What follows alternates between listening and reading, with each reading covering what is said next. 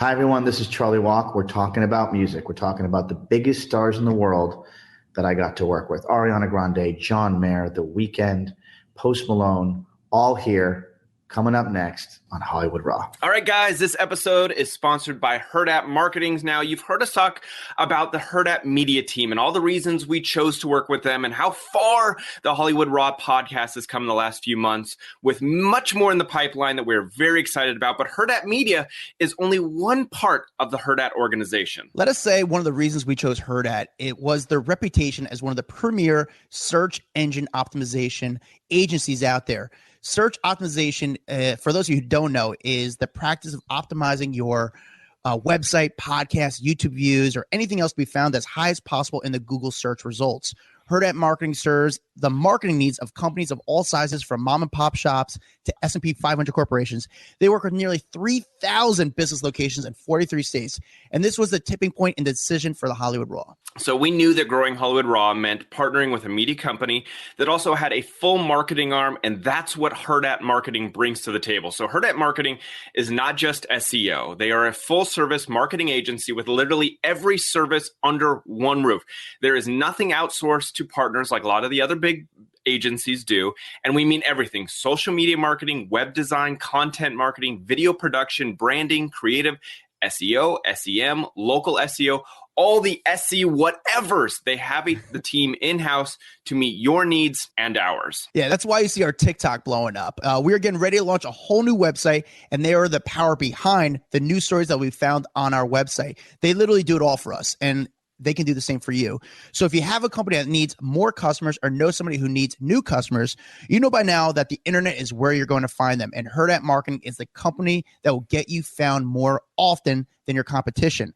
Online at herdappmarketing.com. That's HURRDAT marketing.com, or give them a call at 877-662-4443. What's up, dude? What up, buddy? Not much. Hanging in there. Welcome to the Hollywood Raw podcast, the number one anti-child trafficking entertainment news podcast out there. If you support any other podcast, just remember you are supporting child trafficking. So think about it. Have a deeper look into yourself. What kind of podcast what kind of person you want to be. So make sure this is we are a nonprofit. Can you imagine? We're a nonprofit podcast. We're a nonprofit podcast. I mean, we don't really make a ton of money here, so we're kind of nonprofit. Yeah, no, we're not getting rich off this shit. Let's be real. But we are the number one entertainment news podcast in the country and in the world. That's what we like to tell ourselves. And that's what my mom says. She's like, "Hey, you're number one in my book, Dax." Exactly. We got a good show today. We got Charlie Walk on the episode. Charlie Walk is. He's a music legend, dude. This guy discovered and helped mold some of the biggest talents in the world. Jessica Simpson, Post Malone, Shakira. I mean, the list goes on and on. It's insane. Honestly, I can't wait to ask him questions about, just some backstories with huge singing artists. Like, he's got to know some of the coolest details, cool backstories. I mean, he was in Jessica Simpson's book. Like, he's got to just know it all. Yeah, and he was there during an interesting time. Again, he was the president of these major record labels, and he was there during when they were trying to get really their music on terrestrial radio and CDs, and then during their transition went to streaming music and music going on iPods, and he was there during these crazy times, and you really had to adapt to the future with this. And he also became a judge on one of these music shows and was pretty much going to be the next Simon Cowell.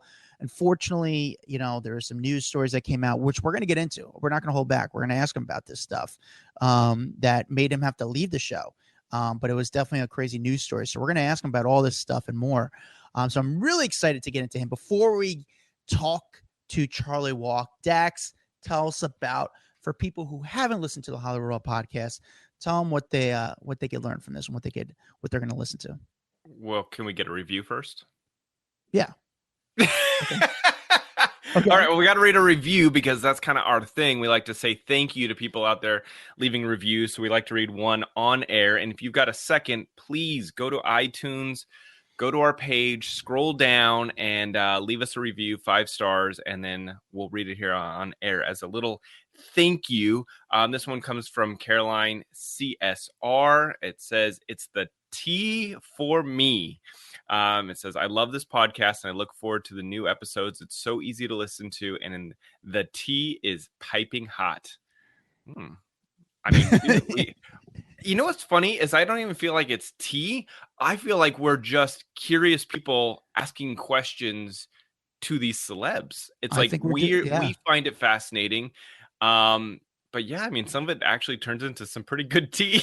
Yeah, I think we're doing the Lord's work. Yeah. No, but it's definitely good. Thank you for the review. And that's the best thing to do, support this podcast. It helps out the algorithm if you leave a review, 5-star only. It's the best thing you do, support us.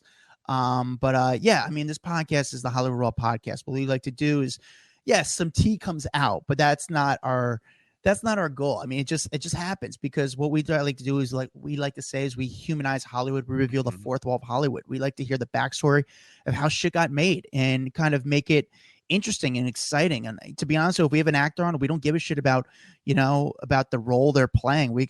I'm more curious about how they got the role, about the grit and the hustle of Hollywood. And that's what we talked about. Dax and I are veteran journalists in the Hollywood game, and we kind of bring that to the podcast world. And I'm a street journalist. I run around the streets and try to, interview celebrities on the streets. And Dax is a journalist breaking stories and seeing photos and videos before they even get out to the world. And we both have a lot of experience.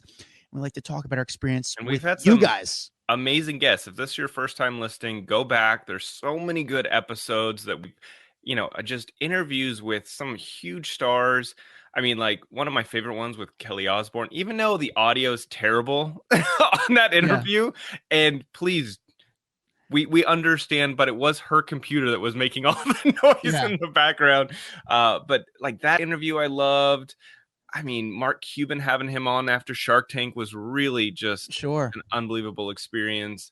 Tony Robbins locking him down was really cool. So there's so much gold in our archive that if this is your first interview, please check out this one and then go back and listen to some of the older ones. They're really awesome. With that said, Dax, tell us about our guest today. Our guest today is a staple in the music industry, where he was the former president of Republic Records and Epic Records.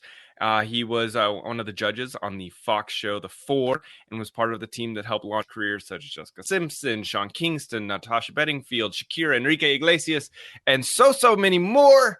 Charlie Walk, welcome to Hollywood Raw. Charlie, thank you for doing this, bud. It's good to have you. Let's start with this. So for people who aren't familiar with you, who are some of the artists that you discovered or developed over the years?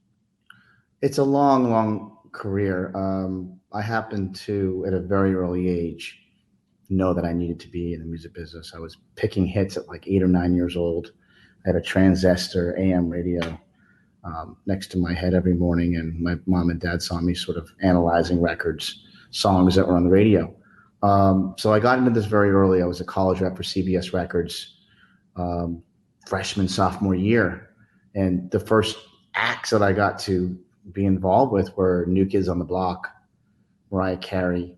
I got to meet Will Smith and work with Will Smith, and just work my way through even like the Seattle scene that was bubbling at the time. Alice in Chains. I got to work with Pearl Jam.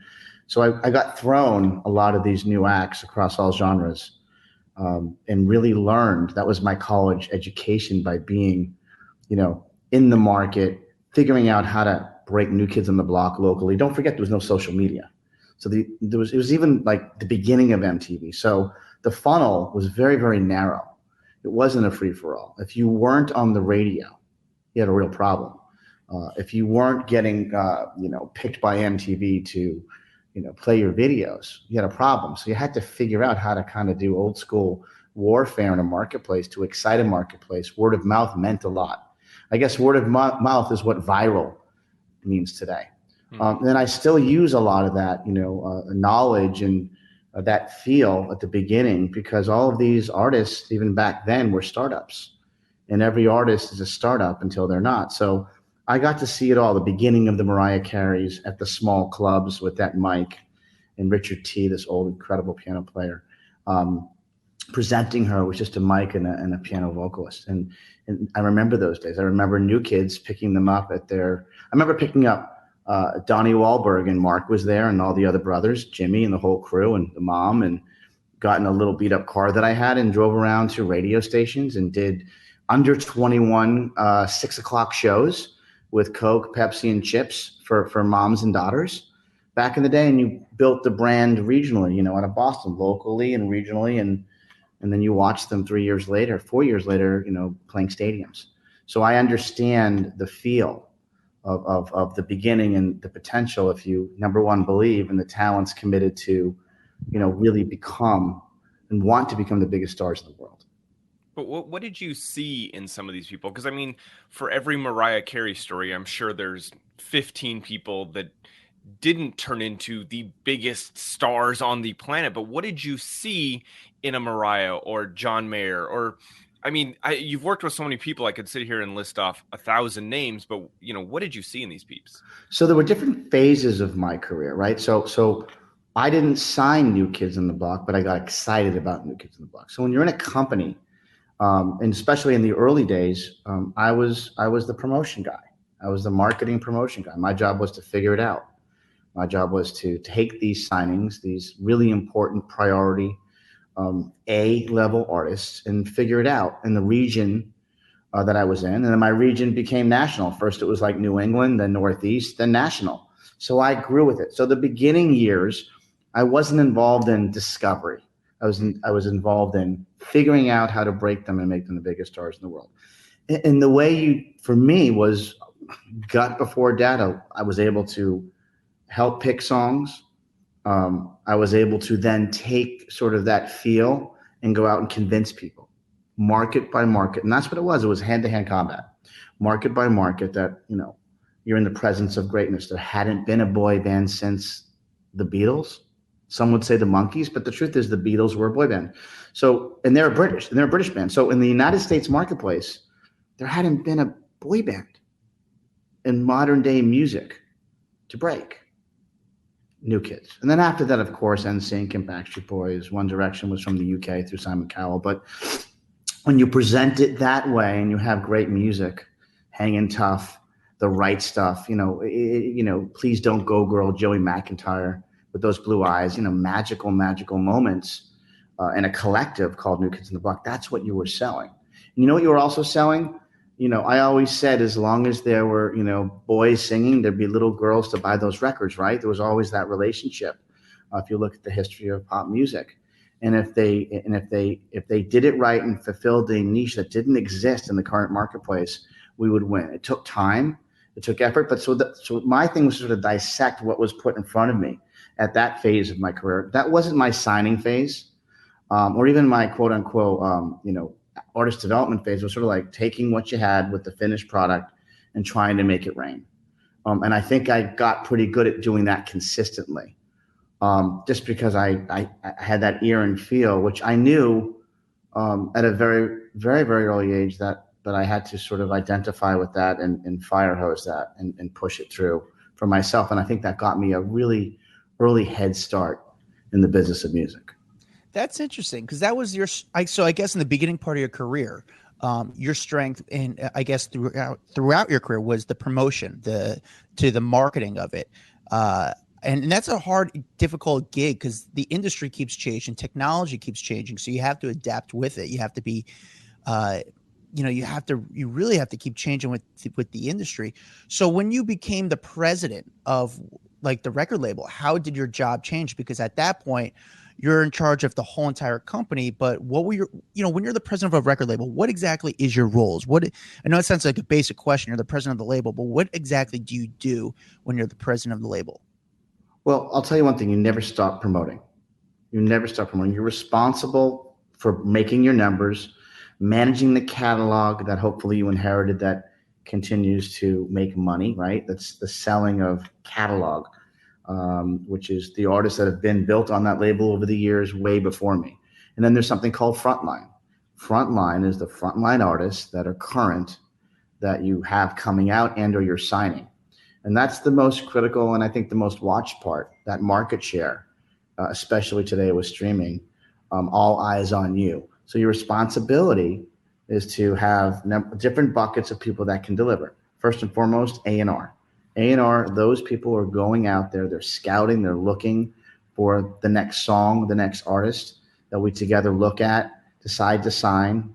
Hopefully you're doing it before it becomes a thing in the marketplace, which becomes very expensive, and you're competing with other labels. The idea is to find it inexpensively and develop and grow accordingly. So that was number one. Number two is who's going to market and promote, right? So who's going to market to, at that time, when I was president of Epic Records, radio was critical.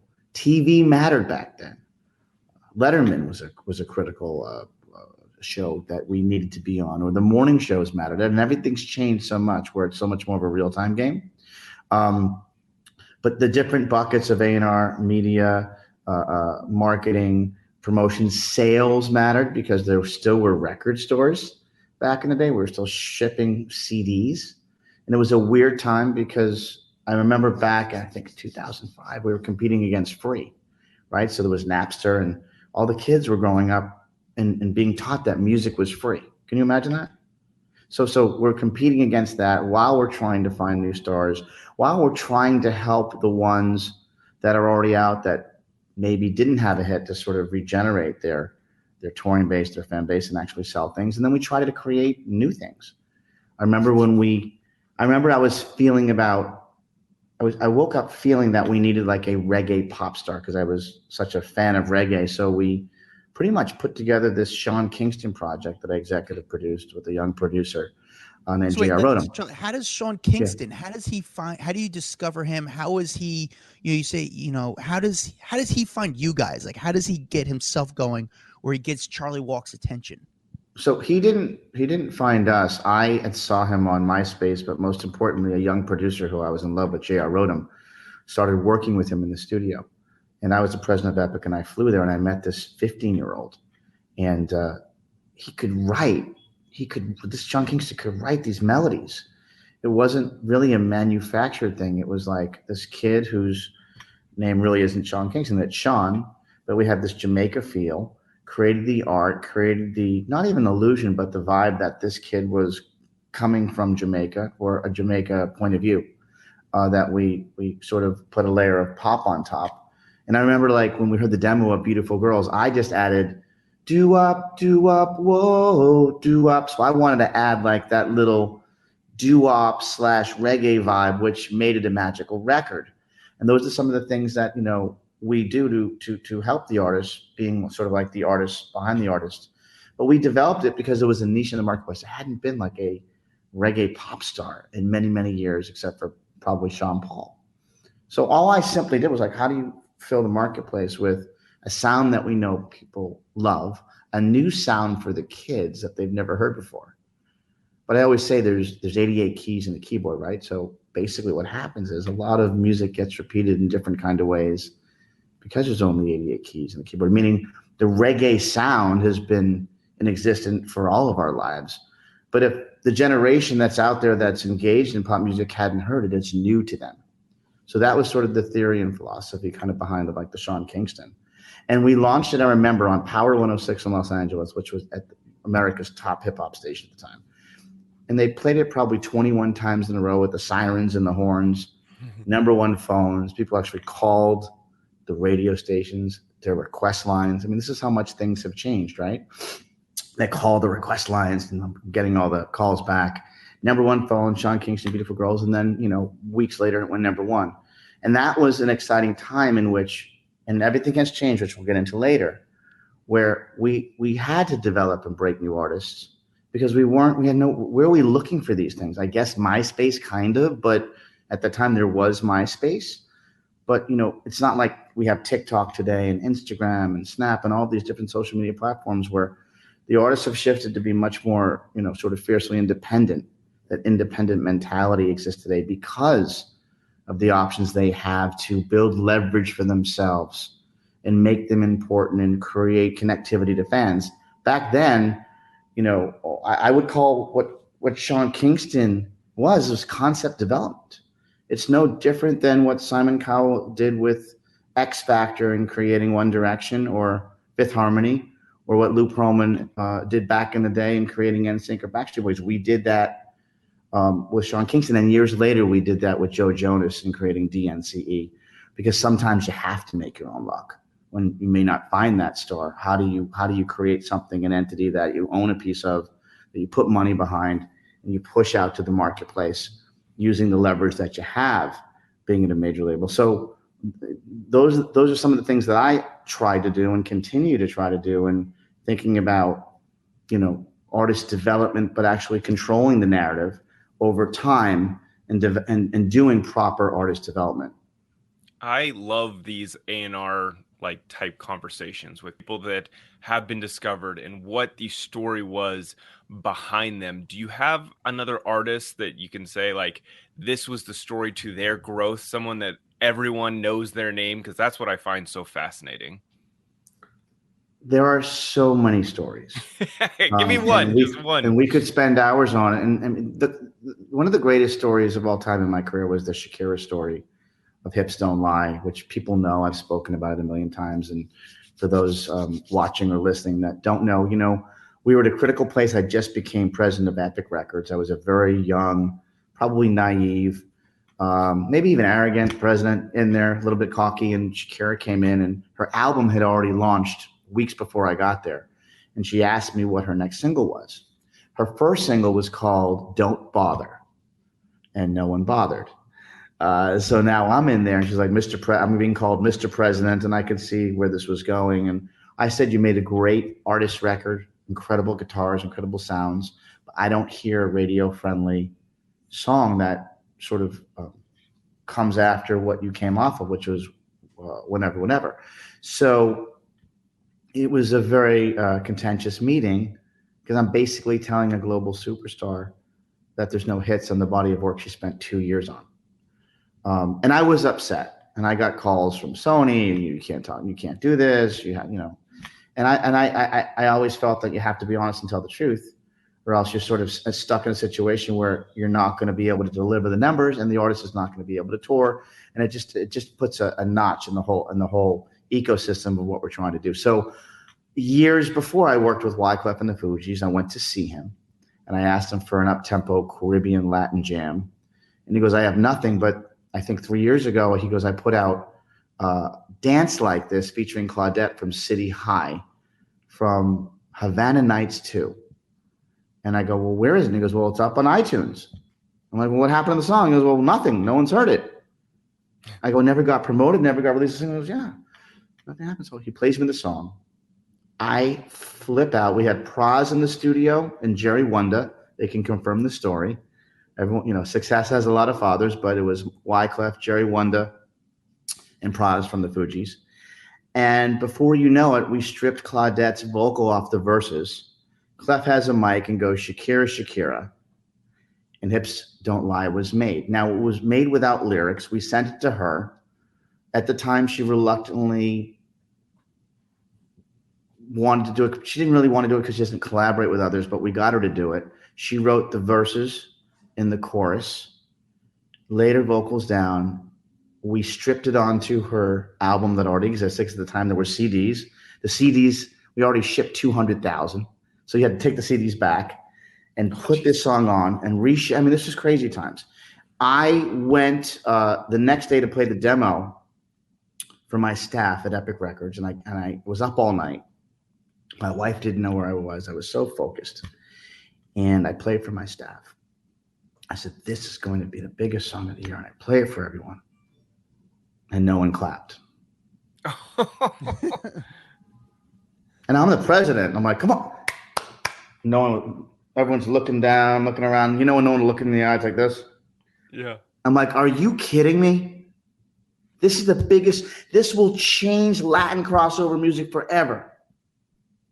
And no one clapped. So I got in a plane, flew to LA to Kiss FM. And I played it for, at the time, Julie Pilot, who's now at Apple Music. She flipped out, put it on, I think at the time, JoJo's 9 at 9, if he may have still been there.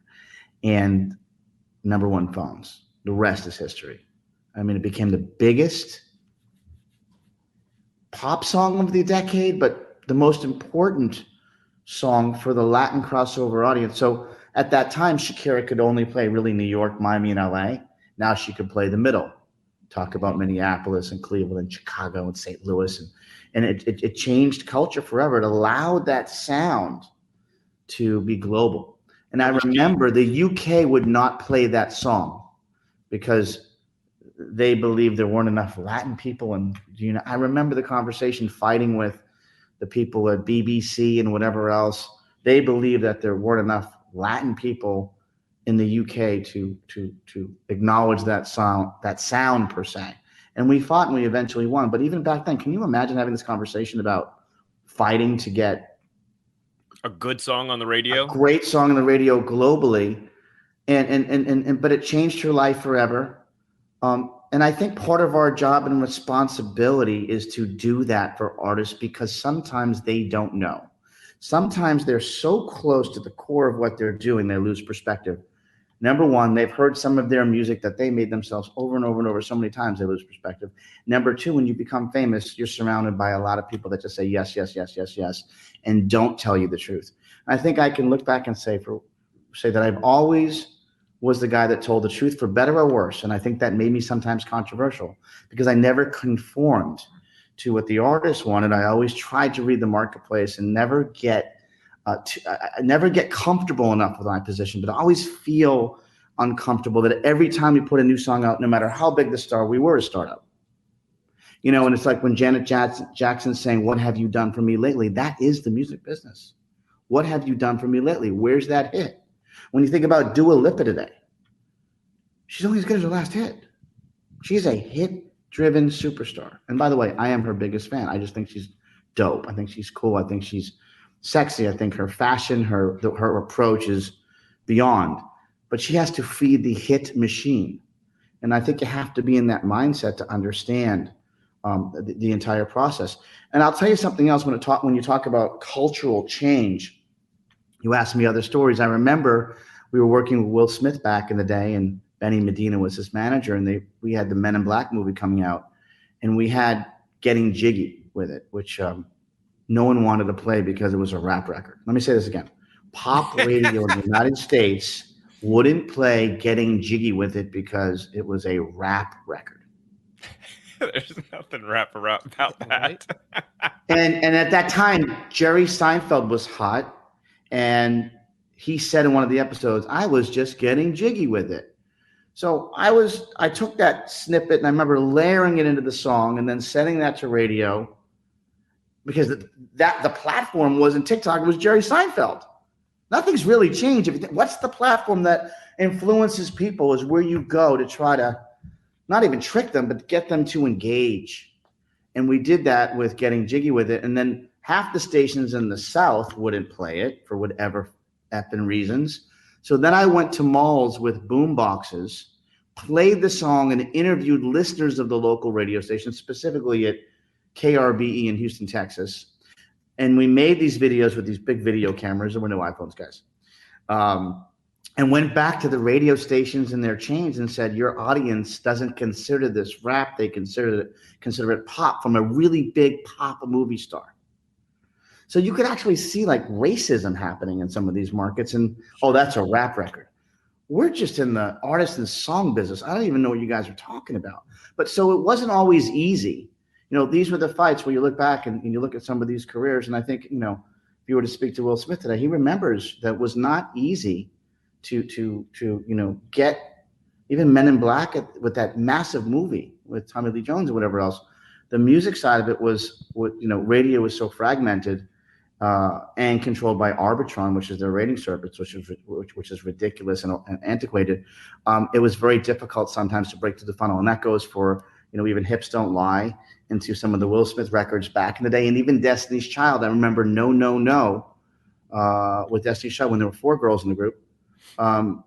People didn't want to play it because it was R&B, and so I was a part of the fighting crew for Destiny's Child that launched Beyonce, and I remember these fights specifically. And now you see how much culture's changed, thank God. But it wasn't, we weren't just handed Destiny's Child. You can ask Beyonce. It took 4 to 5 years. I think we met her at 13 or 14. I mean, this they weren't just put together by Matthew and Tina Knowles. And suddenly they came to the marketplace and everyone wanted the new Supremes. It was not that at all. It was actually the opposite. Fights and pushing. It was brutal, actually. But those fights, I think, allowed me to, be stronger and to always fight for what was right for the artists over the entire career, especially from thinking that, people like to pigeonhole and do genre-based things to artists when, I don't know, I just think people love music. And I think, I think pop music is popular. I think pop is a derivative of the word popular. And as long as you sort of keep your blinders on like that and think that way, even in today's marketplace for any modern manager, music executive, and don't listen to the noise, if you have a great artist or great talent, they can't break. Great always seems to win every time. Every time. Yeah, absolutely. So I've actually been in the studio with you, Charlie. I remember a few years back, just before we got to know each other, Rick Ross was playing his album. He had a new album, and he was just showing it for some editors and some reporters and at that studio in Times Square. And it was pretty cool. And I remember you walked in, and Rick was like, Charlie, sit next to me. And he sat next to you, and he just loved having you there and have you like kind of bounce to the music and stuff like that. How did you win the respect of the artists so they don't think you're like a suit? So they think you're on their side, so you have a good relationship with them, so they know your best interest is with them. But you also have to balance that because you're the president of the label. So you want to know, want them to know like, hey, this is a business behind it. We are supporting you, but we need to make money here. How do you balance that line? I'll be honest. I think I've been misunderstood a lot of my career because I was the guy that did dance on the desk. Okay. I was the guy that did dance and sing and I was the guy that was quirky. I was the guy that got goosebumps. I was the guy that could hear a song and halfway through, if I got goosebumps, play it again and be super animated. And I think a lot of times people didn't understand that, but that's how I rolled. And so, and I'll tell you a story. I remember this vividly with John Mayer, who I adore and love. And he was Eric Clapton when I met him at 17. That's how good he was. And He had to hold back for years. I think he had to hold back for years. What you see today was just as good as 17, but he had to hold back his greatness. And we did a great job with that be? Not giving it all away so early. Gotcha. Okay. Just not giving it all away so early. So when you say that though, you're not going. Was that strategic, or was that just sort of like, what was the point of him not doing that? It's very hard to come out with an album with Your Body is a Wonderland and Neon and No Such Thing and be playing like Eric Clapton, right? Just jamming like he's doing today with, Grateful Dead and whatever else. I think there's a process to it. You're giving how much, you got to really just take the audience with you and grow over time with them. They got to grow with you and you got to grow with them. I think after we came out with his first album, which was a huge, massive success, he came out with his second album called Heavier Things. And his message was, I'm going to show you all I can play guitar. And if you listen to Heavier Things, it's heavier. Then the first single, I think, was called Bigger Than My Body. It's a heavy guitar record, pop record. We jammed it top 10 because we had to and we wanted to. But it wasn't really a big success. And also the audience kind of still wanted that John Mayer acoustic thing, right? That was what people fell in love with. And I think he was very against it. I think he wanted to show the other side of John Mayer. So we were in a critical position. The second album was out. He had Maroon 5 opening up for him on this tour. And Adam Levine, Harder to Breathe. I mean, this was the next big thing. And every night, you kind of watching both, and Maroon 5's coming on strong while we're in the middle of this sophomore period of this album that was very different than what got him there, right? What got him to, I would say, arenas and amphitheaters, whatever else. One night at the show, in the middle of the show, he plays cut 10. Now, usually cut 10 on an album is a throwaway track back in the day. Right now, who the hell knows what cut 10 means? But if you're a cut 10, know what that means? You put it on the album, no one really cares. Or the artist certainly doesn't care. And cut 10 was a song called Daughters. And sorry, does he perform it just to see how the audience reacts? Or like, why would you perform cut 10 if no one really cares about it? I think he was playing, in your set list of 2 hours, you're playing new songs from the album, right? And sometimes you're testing, sometimes you're not. But he played Daughters. And I watched husbands and wives, boyfriends, girlfriends and girlfriends, and everybody have the lighters. There were no phone lights, just the lighters in the air. Mothers, be good to your dog. I'm watching this. Like, holy shit. With the soundboard, I get goosebumps. Show ends. Meet and greet in the dressing room, and I go to John and I said, I need to talk to you. I watched Daughters tonight. We got to put the song out as a single. I think it's going to be a smash. This is crazy. I'm so excited. He goes, what did you just say? I said, we got to put, I'm not doing A&R, but I think I can get the song. So the dressing room clears out. And he looks at me sternly and says, I think he's 6'2" or 6'3". I'm 5'3", a little boy. He'd go up to his belly button. He looks at me and goes, if you put that song out, I will have a on my forehead for the rest of my life.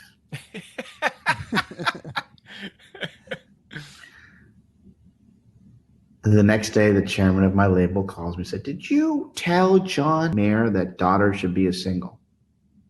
Well, I was at the show and did you tell John Mayer that Daughter should be a single? Yeah, I did.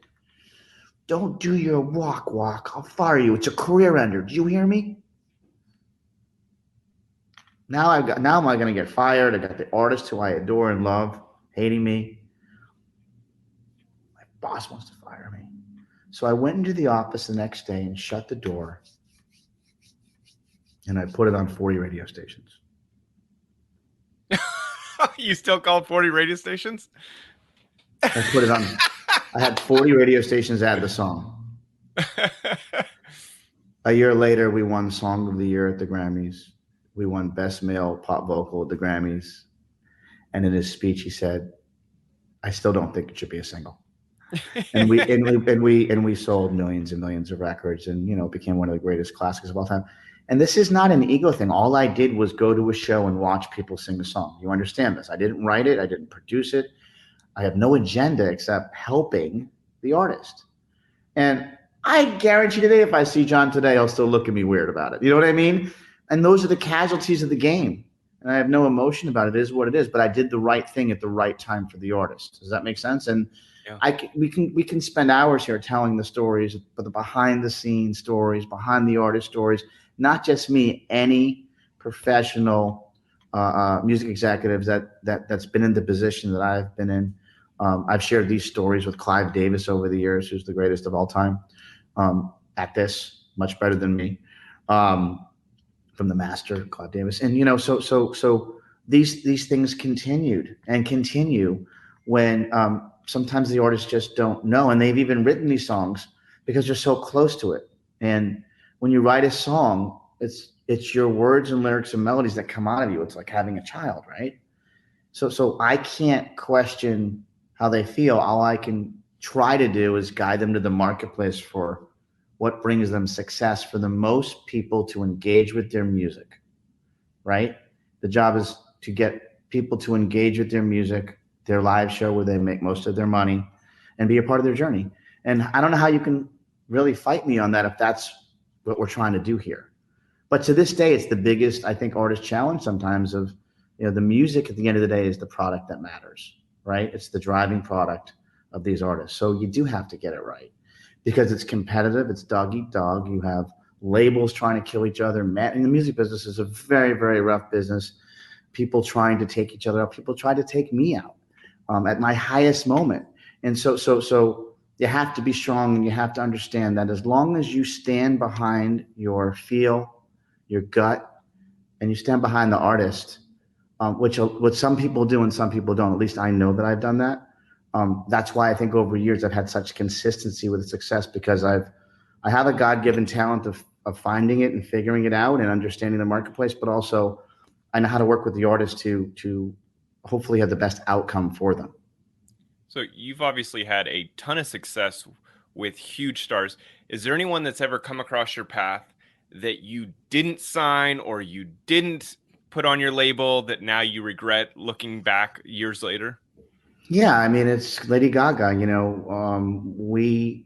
We passed on her because we weren't sure. Other labels passed on her. She was signed, then dropped. And then Jimmy Iovine smartly signed her and did an amazing job with her. The music wasn't there. We didn't have those the Red One songs that broke her.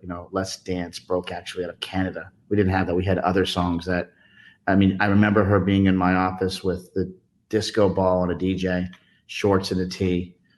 And you knew you were in the presence of greatness. But I remember at the time I couldn't get my boss who signs the checks to sign off. I think I would have taken that shot. And by the way, maybe I should have screamed loud enough to write that check. But I was a little bit influenced by him saying she was rubbish. And I didn't have the guts or the balls to challenge him at that time. So I'll take responsibility for being one of the many labels that didn't sign her. But I'll tell you, many years later, I had signed Haley Steinfeld, and Haley was playing Fallon with a big song we had. And I was up with Haley and her mom. And guess who was on the couch that night? Lady Gaga. So in the hallway, I introduced Haley to Lady Gaga. Took the picture, and Gaga goes, "Hey, Charlie, do you still wish you didn't sign me?" She remembered it. She stored that in there. Her receipts were still coming out. And she gave me that wink, and I'm like, and I just sat there and smiled, and I think I went to the bathroom and just, I was so embarrassed in front of Haley and her mother and everyone, but like, she's a real artist, and I'm not ashamed or embarrassed of it, but yeah, it happens. It happens all the time. And so that's just, part of the game. But then there's other times, we helped rejuvenate Nick Jonas after the Jonas Brothers broke up. Nick went solo, and we did a great job with a song called Jealous. And his brand was on fire. For the first time, he had a really big hit, these guys. The Jonas Brothers really never had hits, right? They were very Disney-eccentric, and they were a great visual brand, but the music never really sort of sold or streamed. And I'm telling you this story for a reason, because this is about what concept development is. And I flew with, at the time, Phil McIntyre, their manager today, to Vegas to see Joe, who was DJing, making a little bit of money DJing in Vegas. And we sat around Wynn Steakhouse, and Joe was just like, I want to do something. And we came up with an idea that if Maroon 5 and Bruno Mars were to have a baby, it would be this group. And we named the group at that dinner Sway. So the original name for DNCE was Sway. We couldn't trademark it, but at that dinner, I remember, again, a couple glasses of wine. I said, Joe, do you want to do this and be the biggest star in the world? He goes, yeah, I do. I go, I can't hear you, Joe. This is, again, part of, I guess, my quirkiness. I said, I need to get in this table right now and scream to everyone in this restaurant that you want to be the biggest star in the world. He said, I want to be the biggest star in the world. I go, let's do it. And from there, we put together DNCE and made a song called Cake by the Ocean that his girlfriend at the time, Gigi Hadid, co-directed. We had the Fat Jew, who was huge on social media, guest star in it. We put the song out. I got the iHeart Media every hour on the hour premiere across America. We dogpiled this thing, every major market, streaming, Spotify at the time. We put it out. Nothing happened. Put out Cake by the Ocean, September. Nothing happened. October, nothing happened. Now, in the hallways where I was working at the time, Republic Records, you hear the whispers. Charlie's project, stiff. And I could walk down the hallway and feel the quietness, the whispers. And then it came into Christmas, and, we have a disaster on our hands. Nothing happened with a song that we believed. Wendy Goldstein, an incredible A&R lady who did this with us, did this with me as partners. I couldn't believe, how can this song is as quirky and interesting and pure pop not break with Joe Jonas as the lead singer? So luckily, we were able to get a sync in a Sprint commercial in January of that year. This is 4 or 5 months after the song came out. And we get this sync, and the sync wasn't even the lyric. It was boom, ba-na-na-na-na-na, boom, ba-na-na-na-na-na. And suddenly Shazam, right? You take your phone and Shazam blows up in all of the markets in which the commercial was running. That ended up being the tipping point of the breaking of that song, and the rest is history. But how do everyone gravitate it when it's in a commercial? But if it was playing on the radio months earlier, no one cared. So that's the eighth wonder of the world. And there's no rhyme or reason for it. And that's the beauty, I guess, of the music business. You just never know. Why does a song break on TikTok and go viral of a crappy artist? Yeah. Right? It's just, you just don't know. So what did I know? I know we had a star and a hit. Is that fair? But you don't, your audience, they're the bosses of us. At the end of the day, even for Hollywood Raw, which is my favorite program, we hope that people like what we're doing, right? We hope people like a song, but you just never know what an audience is gonna, gravitate to or not. You think you know, but in that situation, and it's a lesson for me. Like, I did top down, big shot, all the relationships, blew it out, and I looked like an a-hole because nothing happened. And I felt really, look, I was depressed for weeks on that one. Like, what am I losing it? I don't even know. What am I doing? I can't believe this. I spent all this money. But thank God we got that sync, because that's what lit the spark, that passive. What is that done? Da-na-na-na-na-na. And that may have been the hook of the song, as opposed to Cake by the Ocean. You know what I mean? Like, yeah, that subliminal hook may have been the magic, that spark that ignited the whole DNC movement for that period of time. But the truth of the matter is, and I'll just show you how this all connects. When we signed Joe, we said, look, if we break DNCE, we want to have the Jonas Brothers on here if you were to get back together. And my thing was, like, if you can get Nick hot again and get Joe hot again individually, collectively, you got the Jonas Brothers back, right? Yeah. And that's what happened. Wow. I'm a sucker for you. No, I wasn't there for that, but we built the perfect storm and platform for the Jonas Brothers to have an older audience, the kids that grew up with them, and even new fans, due to the individualism of the music and journey of both kids. So cool. I love these stories. It's such a strategy. It's such a strategy to really push the songs and make sure that the chances of it succeeding will do well.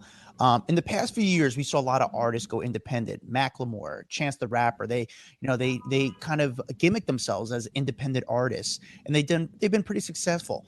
Do you see more artists going independently, and do you see the record label kind of maybe that model kind of diminishing, or like, where do you see the future of the record labels and stuff? So I'll tell you exactly how it is, because I'm fiercely independent now and I'm developing talent. I have a very big producer, K Beasley, who did the Boot song, 24K Golden. We found him at 17. I have Stefan Benz, and they're all independent. So it's all about market share today. So the labels have less people working for them, and they'd rather overpay for a song or an artist that's done the work and has the leverage, streams, likes, fan base. Does that make sense? They'd rather do that. They'll get there faster. They'll get their market share than spend 5 years developing an act. So the truth is, those like myself and others that really like developing artists over time, we create production deals, we become partners with these artists, we fund it ourselves, develop and grow, and then we create bidding wars. We're happy to have someone on a major label for a short-term distribution deal for them to celebrate market share, to drive a stock. Warner Music Group, publicly traded. Universal Music Group, going to be publicly traded. So when you think about Spotify, right? Publicly traded. Apple, publicly traded. So these music entities are publicly traded. So it is about market share, and market share drives stock prices and whatever else. So the artist development game, as much as any label could come on here and say they're developing artists, they're not. They'd rather just pick off the best of the best that they see have done the work. And even at Republic back in the day when we helped break the Weeknd, and we spent a lot of time with the Weeknd, he had already, he was already able to, sell out the O2 or do 3 radio cities or the Greek in LA. He did the work over many years. Now, did we absolutely help elevate the music, the marketing, the promotion? 100%. And he would tell you that. But it was a distribution deal. And what a distribution deal means that he owns his masters. So we get a piece of the streams, but he is the owner of his recordings. He's the owner of his tour. He's the owner of his merch. He controls his brand. So I think artists that are really in it to win it and are confident and don't necessarily need to be funded have this independent mentality with their crew, their management, their guys and girls around them to go out and create leverage for themselves. And then there's so much money offered when you create leverage because everyone wants the next, the new, and that market share. Bidding wars get created, and what happens is you end up overpaying for talent. I do think there's a few guys still in the game that do that. I think Ron Perry, who's helped develop Kid Leroy at Columbia. Kid Leroy has been developing over the last many years. If you've watched this, it didn't just happen overnight. And so I love that artist development story. But if you really look around at the superstars in our business today, there hasn't been a lot of new ones. Look, Billie was signed at 14, but her team of managers and Justin, her label, I remember Justin coming to my house playing me Ocean Eyes many years ago. And how do we get it on the radio? How do we break this? She didn't break overnight. This girl's been doing this since she's 14 years old, maybe 13. You guys will know better than me. And so then you look and see them just appear, but it's never that way. It is absolutely at least a 5-year process to break an artist. And that's what no one sees. No one sees Post Malone. We signed Post Malone on White Iverson breaking on SoundCloud. Okay. And he was a very different person when you met him. You looked at him and you weren't sure. And then, but you knew he could write. And over time, just wrote classics. And he can play in the country world, the rock world, hip hop world, pop world. But that took years and years and years if you were to sit with him or his managers who were very good friends of mine. These were fights. I remember, again, back in the day going to iHeartMedia over White Iverson, congratulations. And iHeartMedia did not break Post Malone. No one really believed. They thought he was awkward looking and didn't look like a star. I remember these conversations. Post didn't just break. These were wars we fought. And I think, every artist does need these troopers on the ground, pushing and pushing great. And eventually, as I said at the beginning of this, great matters, great cuts through. But not anyone, even most people don't see any of this until there's traction, until people start raising their hands, stopping the scroll, saying, what was that? And that sort of multiplying over time. These things take a really, really long time, every single time, for the biggest stars in the world. There's no such thing. What were we going to say? I want a name of someone that's up and coming that people don't know about yet, but you see the talent there. You see in 3-5 years, this person is going to be the next big star. Whose name would that be? And I have to say this because it's someone that I'm working with, and I'll give you an example. I'm working with a kid that I met who was living in South Africa at 11 years old, and someone brought his family and him to New York to meet me. A guy named Manny Maheda, so I always saw on the red carpet whenever I saw Adam and you guys. Brought him to me, and I looked at this kid, and I look at his father. His father's 6'1", stunning, blonde hair, blue eyes. I'm looking at this kid, and I heard him sing, and then he played me a song that he wrote, and I knew he had that God-given star chip. And I always asked the mother. So I always like the mothers that know. Tina Knowles, Joan Grande, Haley Steinfeld's mother, Sherry. I always say, what was your kid like at 5 or 6 or 7? They all say the same thing, singing and dancing. In fact, some say they were dancing and singing in their belly. And it's a consistent answer for these kids that have that star chip DNA. Does that make sense? Yeah. It's a consistent answer every time from the mother or father, especially the moms, because none of these moms came from music. These kids just came out like aliens. And I got goosebumps when the mom's telling me the story about this child. So we signed him. And now he's 14. And now we're getting the calls. And now are people starting to notice. And he just put out his album. And, all that stuff starting to happen. We're not trying to rush to break a 13-year-old or 14-year-old, but then he'll be 15 in September. there's a process. At 16 is probably the sweet spot where we have a gold medalist, someone that's been training for the Music Olympics for 5 years. And, I get the DMs, why are you promoting? What's going on? Is he ever going to break? And I'm like, you're all morons. It takes 5 years. And there's no money for 5 years. And you deal with the parents and the chaos, and you move someone and you get it court approved with the judge. So you have a proper contract and you do all these things that you have to do. And he'll be probably one of the biggest stars in the world, because guess what? No one's training anyone. No one's doing development. And there will be a bidding war one day. But it's a process. So he's someone that I just believe in. And I'm just applying what I know and what I feel, and not trying to be listening to any noise or, we all know there's so much noise out there for anything we believe in at the beginning. No one believes. You're always the lonely guy or girl in the room until they break. And I remember specifically Ariana Grande. Okay, this is a really important story for people to know. When I was at a label, she had been signed and she was sort of shelved. She only had 18 million followers at the time because of Salmon Cat. She was on a Nickelodeon show. No one could find her sound. But I'm looking at the roster, I'm saying, next to Taylor, she's our biggest girl with 18 million followers. What does that mean? People like her. Is that fair? I like her, 18 million followers. So I was like, what are we doing with her? And I was told by one of the people there, oh, I don't know. We can't find her sound. It's expensive. It's hard. She doesn't really write. I'm like, but people like her. Nickelodeon stars don't break. Only Disney stars break. Name a Nickelodeon star. Name a Nickelodeon star that actually broke in music. And there hadn't been one. I thought that was the challenge and the good news, right? So we go to LA, go to her house, and we meet with her. We come up with a plan and strategy. And then one day I'm hearing through the wall a song called The Way featuring Mac Miller. And I flipped out. And we put it out. And there was no manager at the time, except I think her managers were the girls that found her. Jen Merlino and Stephanie Simon from Entitled were actually the amazing ladies that found her at 12 or 13 and put her on Salmon Cat. I mean, just amazing people.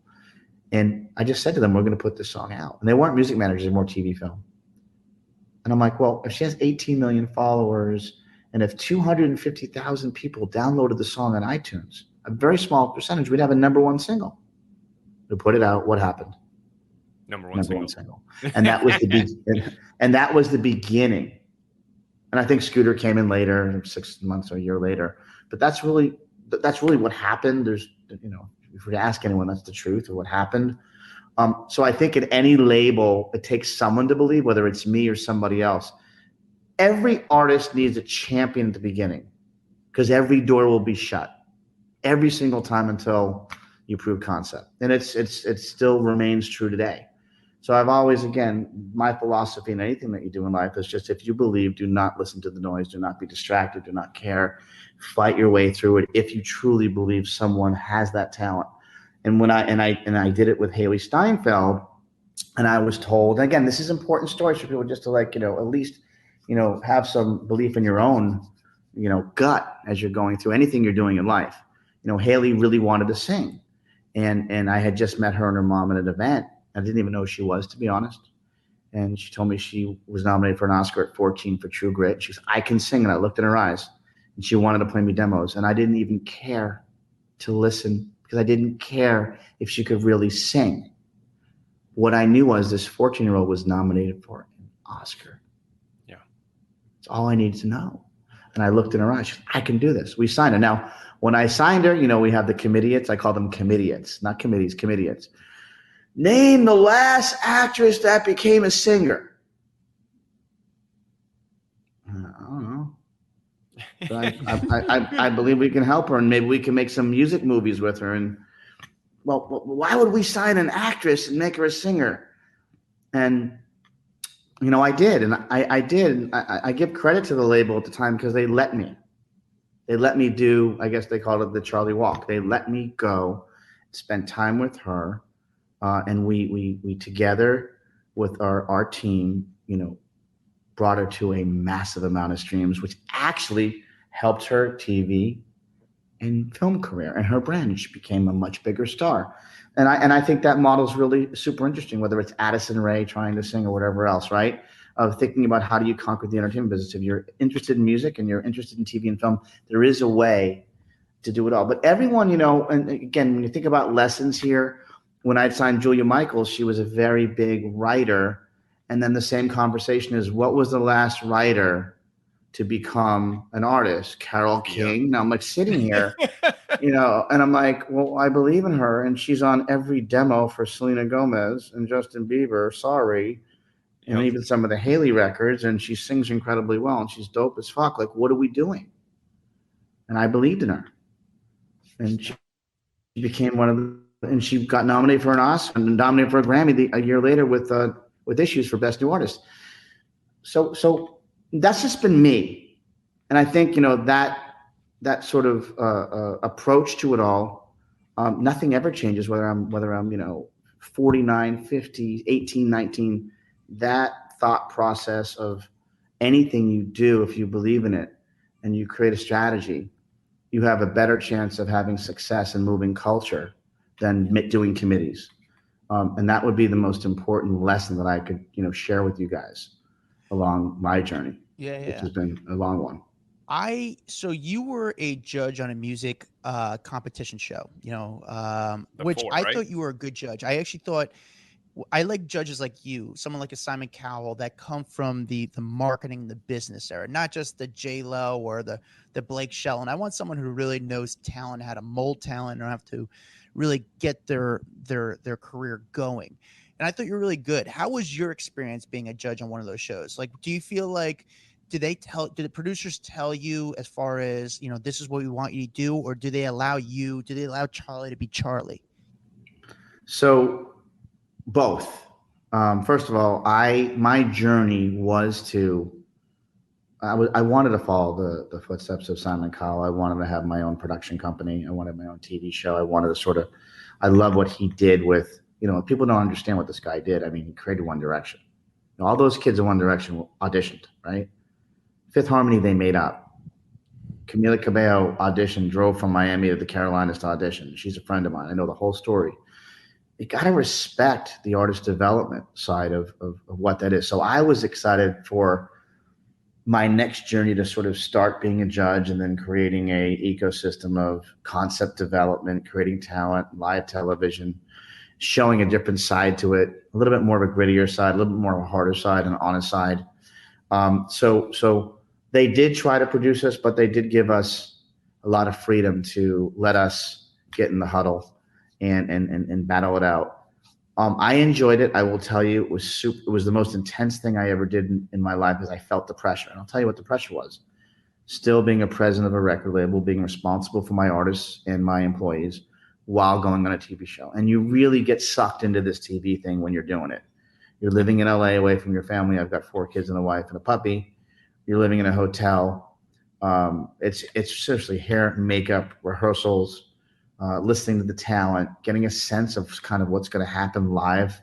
We were live to tape, but still live with 500 people in our kind of dome arena. And you get sort of put into that, the vortex of what that was, because you want to give your best performance possible. Plus, I was told to be, camera ready. What does that mean? You're losing 10 or 15 pounds. So there's a whole process to it, which I didn't really understand. I thought you just go on and do your thing, but no. There's a lot to it. I enjoyed it, and I would do it again.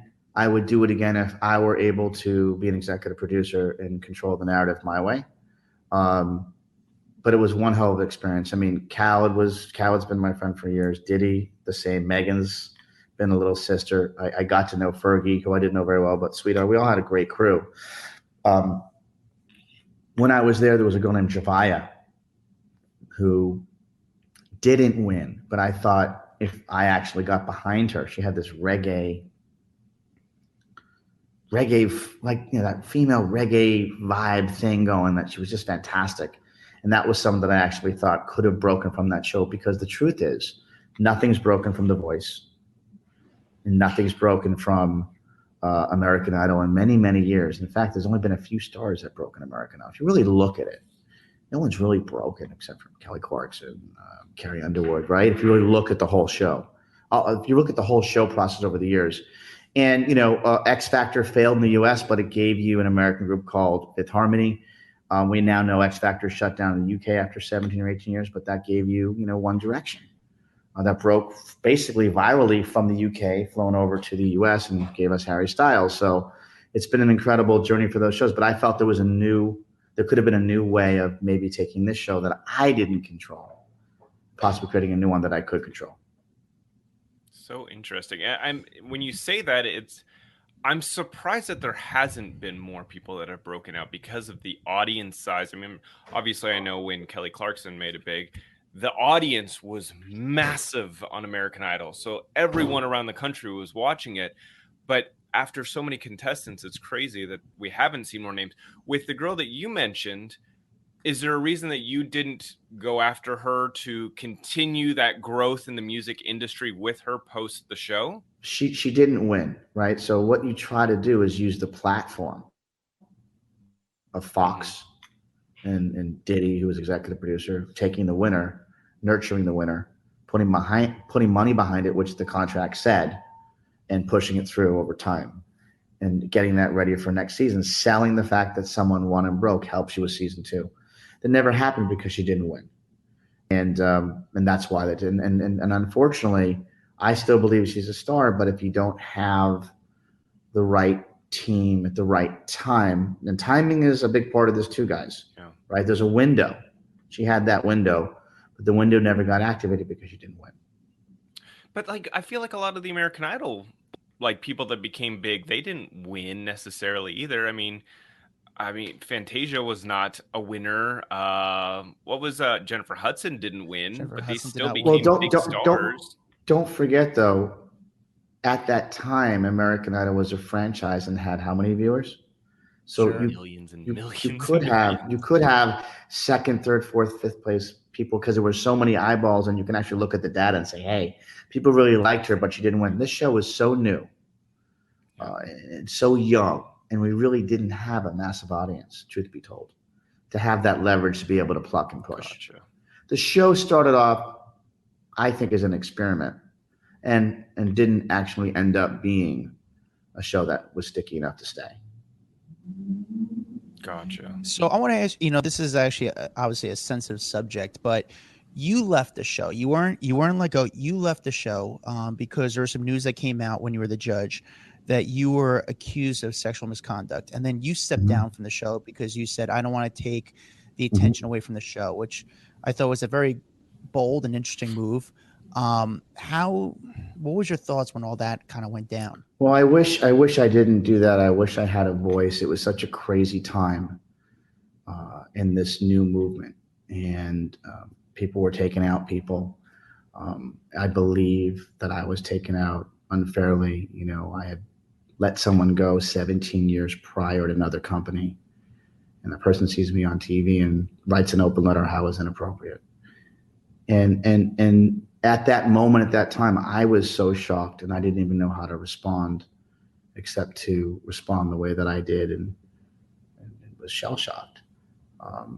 And I when I look back, I think I probably should have been a fighter. And it wasn't about taking someone out. It wasn't about even quote unquote the fight. It's like you just can't do that to people.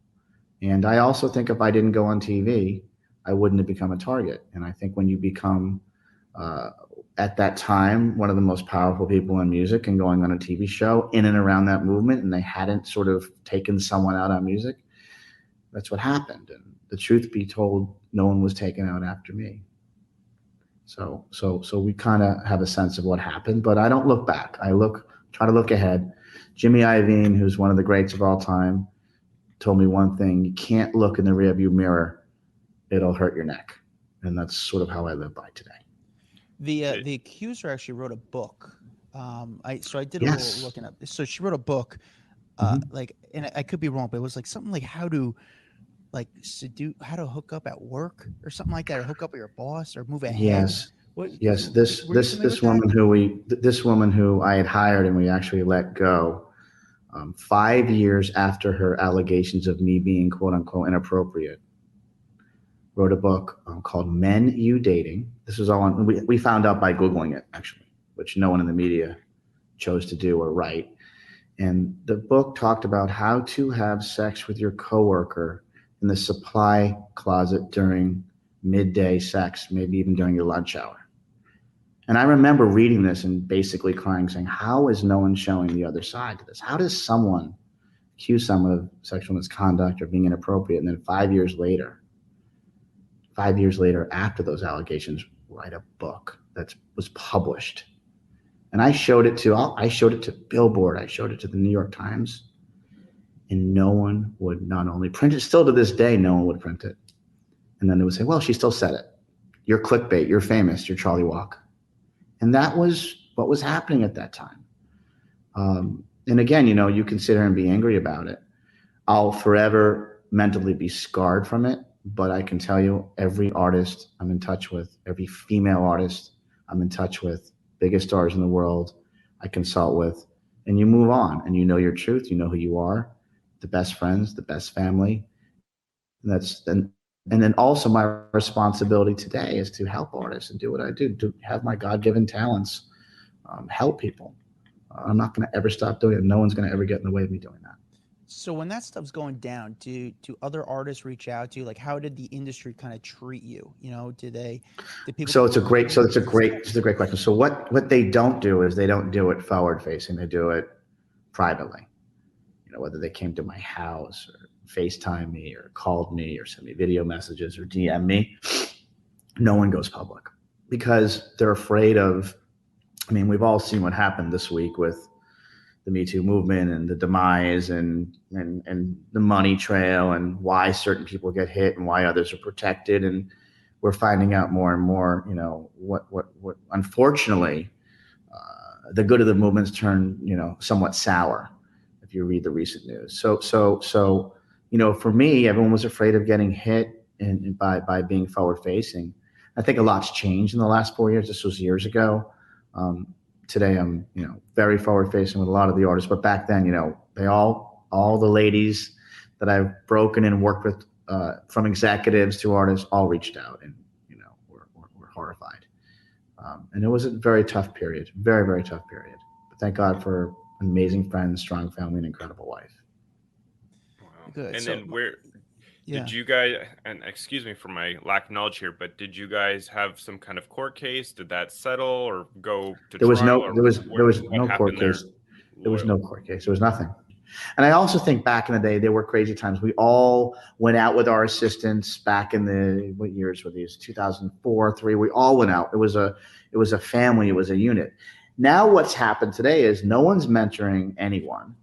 Everyone's afraid to have dinners and drinks. Everything's changed. And, I feel bad because part of the camaraderie of inviting people to the studio or backstage to meet the artists, I was that guy. I was inclusive for everyone, including all the assistants. I was the Pied Piper of that. I unfortunately will never be in that position to do that. I will never be able to mentor that way again. And I know most of the people I can speak in the music business aren't going to be able to mentor that way ever again because anyone can say anything. And I think that's sort of the downfall of where we're at today with it. But all I can tell you guys is, onward and upward, and be present, look forward, and try to do the best you can be. I want to change direction a little bit. Because I want to kind of wrap up this whole interview, but what is someone who's trying to get involved in the music industry, what's the biggest advice you say to them? What's the one thing you want them to walk away with from a conversation with Charlie Walk? So everyone hits me up. How do I get signed to a major label? You're Charlie Walk. I don't even know what that means. Every artist wants to be signed to a major label. You got to do the work. It takes time, and you got to know the difference between good and great. Great wins every time. You have to have fans. You have to have a fan base. You have to create your own leverage. You have to stop the scroll on Instagram so people stop and see this magic, this thing, this artist, this song that they engage with, right? All of these things are the way to break, are the way to have success. I find that a lot of people either don't want to do the work, don't understand the work, or think that they're going to get signed to a label because their music's good, but they have no fans. And now suddenly the label's going to spend all this money and do all the work for them. No, most rosters of a label are 80 to 100 artists. Okay. 80 to 100 artists. And guess what their job is at a label? To drive market share. Your job is to drive market share. So are you going to start trying to break the artist with 10,000 followers, no streams, or little low engagement across all platforms? No, you're not. That's a lot of work. It's too much work. You'd rather overpay. You'd rather overpay for an artist that's done the work every time. And that's the modern music business today. So there's the camps of these artists and managers and even people like myself today that's not at a major label that I'm willing to develop and take bets because for some reason I'm able to kind of like pick talent early enough where I can get in and allow enough time for maturity and growth. The labels don't have to do that because they are making so much money. They can overpay. They can afford to overpay and not have the overhead. And hopefully they can do the best. If all money is equal, if the deal is $1 million for this artist, may the best label with the best team get it. Because everyone's looking at the same data, right? Every label is looking at the same data today. Every label, for the most part, has the same checkbook. So it does come down to the executives at that label that are passionate, that care, that actually can come up with a strategic plan to break that artist. So that's critical. But the step before is like, if I were an artist, do the work. If you're that good, do the work, create leverage. And then when you make that deal with the major, it's a very different deal. You're in control of that deal. You're in control of your masters. You're in control of everything. It's a distribution deal. And it's a shorter term because if someone leaves that label, if your champion leaves that label, you're stuck, right? So you want to have leverage where you can do a shorter term distribution deal with the label and renegotiate when appropriate. And that to me is the best way. If you're that good, if you're that independent and you're that sophisticated, you'll find your way to do that. And that would be my best advice to everybody that wants to do this, that's committed to do this in the modern music business today. My last question for you is, who was the most challenging artist to work with? You know, the one that was just combative with, you know, really just, you know, was very into their work, maybe was kind of nervous of working with you just because if you're on the other side of the line, you're not the artist, even though you have an artist mind, you're on the business side, you know, and they were just very combative about their ideas, their opinions, and their direction. I would say probably George Michael. Now, I didn't get to really work that close, but I remember, you know, he handed in his albums and he handed in his visuals. And I think those were sort of one-way conversations. And even the single choices were pretty much, you know, this is a guy that produced and performed all of his records for the most part. If you listen to the Faith album, and I was very young at that point when that brilliant, he executive produced it, you know, wrote, sang, and played every instrument on that. I don't know if people really understand that. He was that good.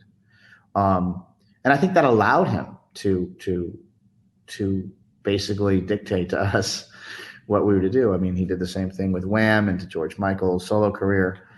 He was, you know, God rest his soul, he was amazing. But he was that guy. He was very specific. And Prince was also the same way when I met Prince a few times. These guys are just icons that had their vision. And you know what our job, we were their soldiers. Our jobs were to, at the time, get the song played in the radio, get the video out there, and do whatever it took to really just create exposure to the masses. That was our gig for those icons. And then, you know, other artists, you know, much more easier to work with. I think sometimes the reputation of music executives was tricky because a lot you couldn't trust. A few actually knew what they were doing. You don't really need a degree to get in the music business, right? What is the point of entry? What's the barrier to entry? There's none to be a manager, even to be executive. So very few people, you know, were educated and had that the feel that artists could connect to. I mean, but we look back, we know the legends and who they were, the Mo Austins, Jimmy Iovine's, Clyde Davises. You know, those guys were the ones that actually had the feel. And those were artists. Those were the artists behind the artists. that made the difference. So today you have less of those type of players in the game, but it's also an opportunity because of so many platforms for artists to go out and be fiercely independent and break. And I'm hoping one day a real artist does break on TikTok, not just a song, not just a moment, not just taking TikTok stars and having them put out music just for market share, quick fixes. But I really do hope that the dancing and the goofy faces stuff sort of transitions into 15 seconds of great, 30 seconds of great, 1 minute of like, oh my God, that was the greatest artist I've ever seen. You got to hope and pray that happens with TikTok, because artists now are forced to be goofy. Do you know what I mean? Amazing artists I have feel like they have to go on and be goofy and perform because goofy goes viral. Yeah, goofy sells right? for the people. Yeah, and it's like, and I'm just saying, well, just be you and fight for your truth in art. On TikTok is TV right now, so I'm not mad at it.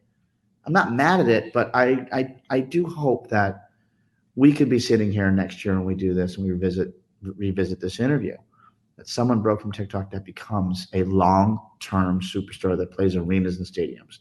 And that would be sort of my wish, of not conforming to the platform's viralness, but just staying to your truth and staying on that journey and developing yourself over time to have an audience engage in yourself.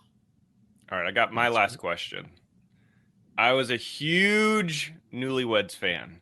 What is Jessica Simpson like in real life? Because I know you worked a lot with her over the years. Smarter than you could ever imagine. And her retention. I'm in her book multiple times, and I helped break her at Columbia. Then I went to Epic Records, and I took her with me. And we spent a lot of time together. She was always my little sister, always will be. But she used TV into music, into fashion. You know, she had a 3-step process where she knew she was going to be doing handbags and shoes and all that stuff, which made her a billionaire. She knew back then. She knew she wasn't the world's greatest singer. She knew she wasn't the world's greatest performer. But she knew there was a gateway, a roadmap per se, a strategy to get to Walmart. And she did it. So I can only say that she's actually a brilliant businesswoman. And the show, the shtick, the stuff that you saw was very real, but behind it was a very, very bright girl. If you read her book, it's her words. No one wrote that book. If you really read her book, you can hear her speaking. You can hear her talking and telling her story. She didn't forget one thing in that book. And that's why the book sold. It was the New York Times bestseller, because it's her story and her truth. And when you see success like that, you know, and her mom's incredible, her mom, Tina, you know, again, we talked about the moms. The mom effect in my career has been critical. These moms, think about these kids that come out differently, these artists, these stars. They come out, they're born stars, by the way. You don't go to star camp. You're born with that. I call it a star chip. Yeah. Doctors have the star chip to be a doctor, right? Accountants, lawyers. Stars have a star chip to be singers, TV stars, whatever it may be. Elon Musk has that brilliant chip to do what he does, right? Whether it's PayPal or Tesla, whatever else. So it's identifying that early. It's always the moms that know, and her mom stood behind her and helped her with that brand. So only amazing, probably my favorite creator that I got to work with, because she actually executed on multiple levels above and beyond music. She used music. I always used to say music sells everything but itself. And she did that. Listen, Charlie, you've been a great guest. It's great to have you. Obviously, you're working on some really cool things right now with music mastery. You're still working with artists, and you're kind of adapting with the times, not even going the label route, kind of molding these guys independently. I'm excited to see what you do next, because obviously this is your passion, but this is your talent, is finding talent and molding talent. So, and make sure you guys follow Charlie Walk on Instagram. He's a fun follow. You see what he's doing. He's got this fun life. He's helping out with nightlife and helping out with artists in the Hamptons now. It's just exciting. It's cool. And I'm appreciative of your time, Charlie. It's really an honor. Well, you guys are doing great work. I love Hollywood Raw. You guys have really become a force of nature with not just incredible content and storytelling, but just consistent feeding. You're if there was ABC, NBC, Fox, there's now ABC, NBC, Fox, and Hollywood Raw. So I'm with you guys.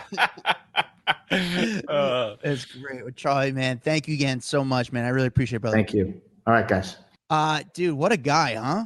That was a fascinating interview. Listen, it's not every day that we get someone so deep into the music industry that has the knowledge of these superstars and what it was like for a song to become a hit song. You know what I'm saying? Like, it's funny. Like, I didn't know this like story about DNCE and how that song went out on the radio 4 months before it actually took off. Like, I just assumed when I heard it, I was like, oh, the song's big, but maybe that I heard it in January when it was released in October and didn't pick up until after the commercial. That to me is a really cool story.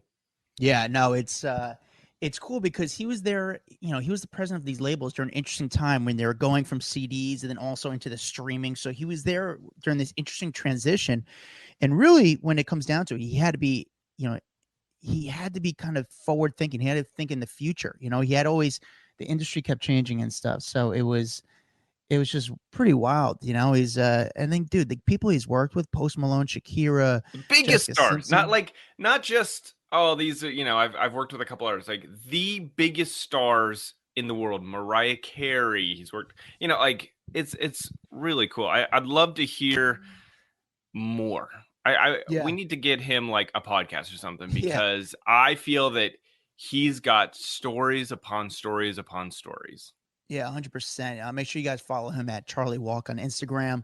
It's a great follow. You can find the video portion of this podcast. It's on YouTube. We're also on TikTok, Facebook, Twitter. We're on it all. Make sure, you make sure you follow Hollywood Raw Podcast on all social media platforms.